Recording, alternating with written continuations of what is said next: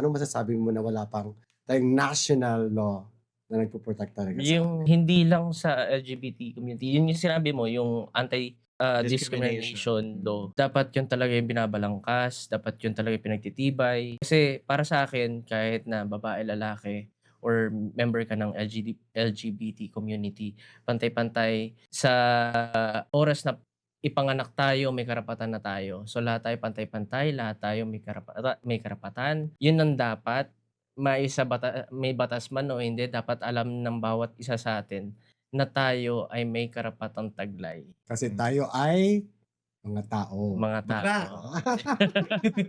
Ang bakla ay isang tao. Yun. Oo, di ba?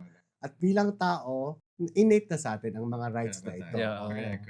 Dapat lang i-recognize na ating gobyerno, hindi na nga dapat nila ibigay sa atin kasi sa atin na talaga yon. Pero dapat lang nila isulat sa mga batas Oo. para alam nila kung paano tayo protektahan sa mga iba't ibang sektor, sa pamahalaan, sa ospital, sa edukasyon. Kasi pag nakasulat doon, alam din ng mga taong nagsiservisyo kung paano tayo mabigyan ng mga serbisyo na dapat maibigay sa atin. Diba? Tama.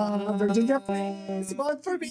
Ayan. Sa darating na halalan, Virginia, please, iboto niyo siya.